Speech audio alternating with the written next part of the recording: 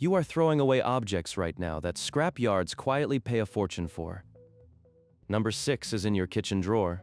Number 4 is probably bolted to your car, and number 1 is sitting in your junk closet with a value per kilo that beats silver. Most people toss all 6 straight into the trash, never knowing that metal buyers are making a living off exactly this garbage.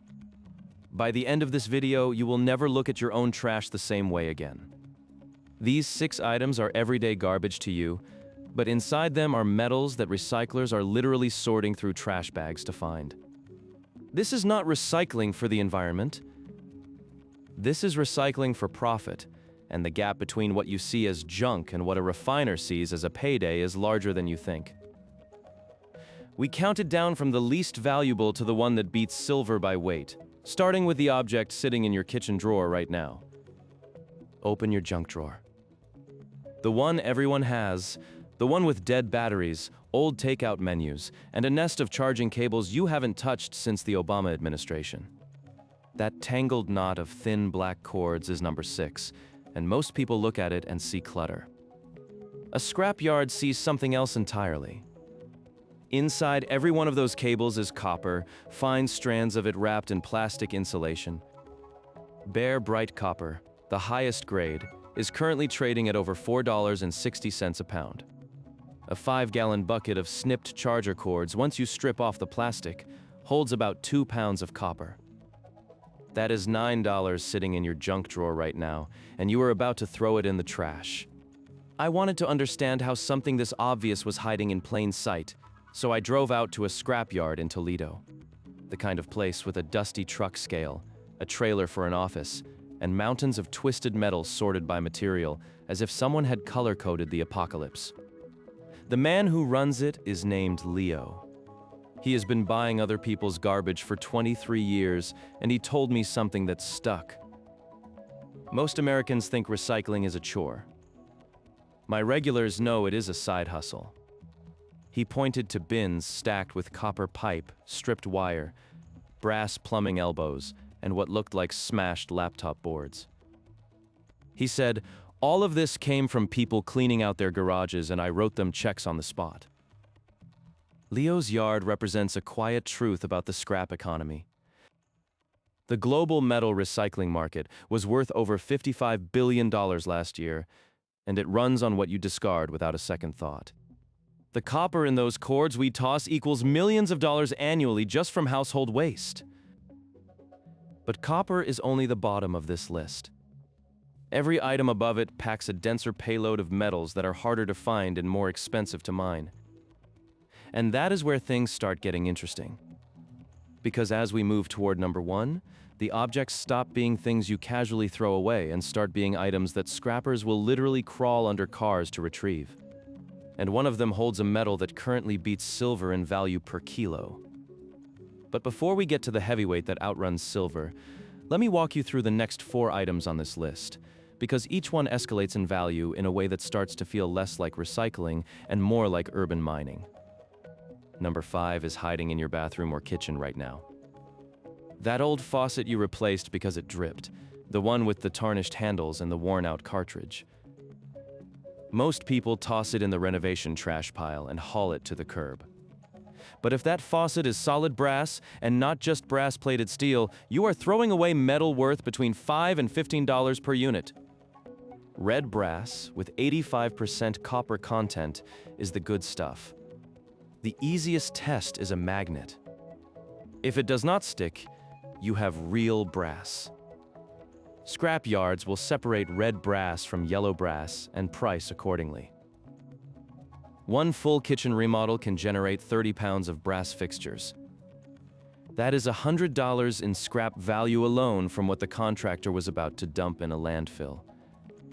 Number 4 is bolted to your car, and chances are you have ignored it since the day you bought the vehicle. The radiator. When your engine overheats and a mechanic swaps in a new one, the old aluminum radiator gets tossed in a bin behind the shop. Depending on the make and model, that single part can fetch anywhere from $5 to $30 at a scrapyard. But here is what most people do not know. Inside that aluminum frame are copper tubes. Aluminum copper radiators are a specific scrap category, and yards pay a higher rate for them than plain aluminum. The copper tubes, thin as they are, represent the real value. And if you have a stack of old radiators from a fleet of work trucks or heavy equipment, you are looking at hundreds of dollars just sitting there. Number 3 is the object I see abandoned on the side of the road more than anything else. Dead car batteries. They are heavy, they leak acid, and people dump them because they do not know what else to do with them. That is a costly mistake, and not just for the environment. Lead-acid batteries contain 60 to 65% recoverable lead by weight. A standard car battery weighs about 40 pounds. That is roughly 25 pounds of lead, which at current scrap pricing puts each battery in the range of $7 to $30, depending on your local yard. And because lead is among the most efficiently recycled materials on the planet, with over 99% of battery lead getting recovered and reused, the demand never stops. If you replaced your car battery and left the old one with the shop, they gladly kept it because they knew exactly what it was worth. Now, everything up to this point has been about base metals, copper, brass, aluminum, lead. Metals that trade in dollars per pound. But number 2 changes the game entirely. This is where the scrap economy stops being a garage hobby and enters the kind of territory that involves acid baths, chemical recovery, and gold buyers who speak in grams, not pounds. I'm talking about old circuit boards, the green fiberglass panels from inside your dead desktop computer, your broken flat-screen TV, your discarded gaming console. You probably have a stack of them in your closet right now, waiting for a recycling drive you never got around to. Here is why this matters. 1 ton of high-grade printed circuit board scrap contains between 100 and 300 grams of gold. That is 5 to 10 troy ounces of gold per ton. At today's gold price, that alone is worth over $12,000. And that same ton also holds several kilograms of copper and roughly 0.4 kilograms of silver. In total, the recoverable precious metals in a single ton of PCBs can exceed $15,000. That is why recyclers call it urban mining. The gold concentration in circuit boards is 50 times richer than the ore pulled from a natural gold mine. And number 1 beats even that. Because while gold is impressive, the top item on this list is loaded with metals that make gold look cheap. Palladium currently trading near $1,000 an ounce. Rhodium, which recently spiked above $5,000 per ounce. And platinum, another heavy hitter. These metals are found in catalytic converters, and scrap buyers price them per unit, not per pound, because each specific model contains a different cocktail of these precious metals. Some converters, like those pulled from Toyota Priuses or heavy-duty diesel trucks, command hundreds of dollars, sometimes over $400, from a part that looks like a rusted muffler lying in a salvage lot. But that price tag isn't just sitting there waiting for anyone to cash in. The real story behind catalytic converters is stranger and more brutal than most people ever hear. Because those rusted mufflers have triggered a crime wave, a global supply chain bottleneck, and a mining industry scramble that makes the numbers on the rest of this list look like spare change. Rhodium. That is the metal that changes everything. It is one of the rarest elements on Earth, a silvery white platinum group metal, and its primary industrial use is inside catalytic converters, where it scrubs nitrogen oxides out of exhaust. There is no synthetic substitute. And when global emissions regulations tightened over the last decade, the price of rhodium went vertical. In 2021, it briefly touched nearly $30,000 per troy ounce.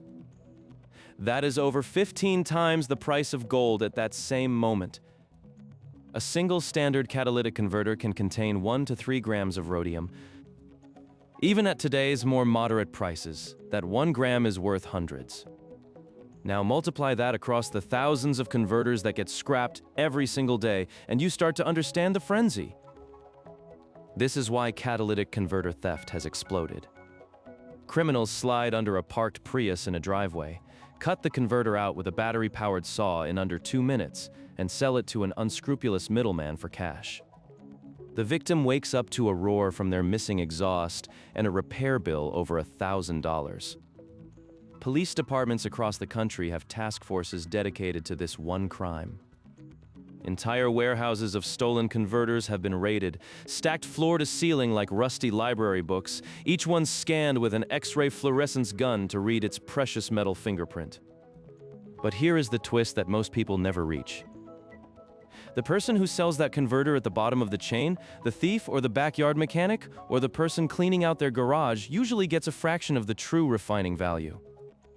A converter that contains $300 worth of metals might sell to a local scrap buyer for $150. That buyer sells to a larger aggregator, who sells to a refinery, and by the time the rhodium, palladium, and platinum are chemically separated and turned into pure ingots, the final value has tripled. The gap is not a scam. It is the cost of processing. But knowing that gap exists is what separates the casual recycler from the informed seller.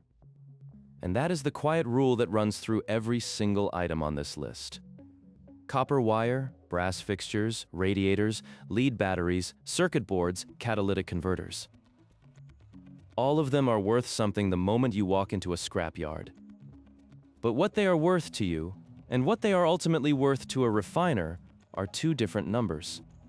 The trick is narrowing that gap, and the difference can be hundreds of dollars per load. The e-waste numbers alone should make your head spin. We already talked about the gold in circuit boards, but here's the detail that turns annoyance into opportunity. The global mountain of electronic waste is growing by over 2.5 million metric tons every year.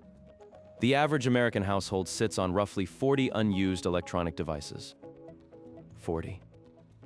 Old phones, dead laptops, busted tablets, ancient routers. Each one has a board inside with trace amounts of gold, silver, and copper. Individually, they are worth pennies. But when a recycler sorts 10,000 of them into a shipping container, the combined metal recovery is worth a down payment on a house. And that refiner is paying people like you $5 for your old phone, smiling the whole time. So the real question is not whether these objects are valuable. The research proves they are, from the $4 copper bucket to the 5-figure circuit board ton. The question is how you stop being the person who gives away value and start being the person who collects it. Because Leo back at the Toledo yard told me one other thing that stuck. The guys who make real money in scrap, they don't wait for stuff to break. They train their eyes to see metal, not garbage. And once you learn how to spot the difference, every curb alert, every renovation dumpster, every garage cleanout becomes a potential payday. So let's put a number on number one. Catalytic converter material per kilo at current precious metal concentrations is worth more than silver. A kilogram of sterling silver currently sits around $950. A kilogram of the metallic substrate pulled from a high-grade converter, honeycombed with platinum, palladium, and rhodium, can easily cross $2,000. If that same converter is heavy on rhodium, the number jumps higher still. Rhodium alone, even after cooling from its 2021 peak, trades above $4,000 per ounce. That is over $130,000 per kilo. The math is insane. And this is exactly why the countdown ends here. Not with gold circuit boards, not with copper wire, but with a greasy auto part that your mechanic might have tossed in a barrel out back. But there is a catch. Most scrap sellers walk into a yard with a catalytic converter and accept the first offer. They don't know that legitimate buyers use X-ray fluorescence scanners to read the exact precious metal fingerprint of each unit. They don't know that a Toyota Prius converter grades higher than a domestic sedan, that a diesel converter from a heavy-duty truck can be worth twice that, or that online buyers will bid against each other if you take 5 minutes to upload a photo and a serial number. The gap between the uninformed dump and run and the informed seller can be hundreds of dollars per unit. And that gap exists for every item on this list. Stripped copper wire sells for double the price of insulated wire. Clean red brass sells for more than dirty yellow brass. Circuit boards separated by grade, trimmed of excess plastic, and sold to a specialist refiner yield far more than a mixed e-waste bin dropped at a big box retailer. The payoff is not a secret code. It is simply this. The scrap metal economy is real, it is liquid, and the people profiting most are the ones who learn to see their own trash as inventory. The copper in your junk drawer, the brass under your sink, the radiator collecting dust in the garage, the dead battery on the concrete floor, the circuit boards in your closet graveyard, and the converter hanging off your rusted exhaust system are all worth cash money right now. Not someday, not after a government program, not after a recycling drive. Right now at a scrap yard within driving distance, with a scale and a receipt. And here is the final detail that has stuck with me since I walked out of Leo's office in Toledo. He asked me how many old cell phones I had sitting in a drawer. I guessed 3. He laughed and said the average American has 4. Then he pointed to a Gaylord box in the corner, about 4 feet by 4 feet by 4 feet, filled with crushed smartphones. He said, "That box has more gold in it than 2 tons of ore from the best mine in Nevada." He paid $6 per phone to fill it. The refiner will pay him 6 figures to take it away. Most people will never know that number because by the time anyone thinks to tell them, the phone is already in a landfill, 20 feet deep in a garbage mountain, and the metals inside it are lost forever. Now you know. Now you know the numbers. You know that a catalytic converter can be worth more per kilo than silver, that your dead laptop has gold inside it, that the copper in your junk drawer is a commodity. But the real value of this list is not the dollars. It is the permanent change in how you look at the objects around you. From this point forward, you will see a broken faucet as a brass ingot. You will see a tangled cable as stripped copper wire. You will see a dead battery as 25 pounds of lead someone will pay for.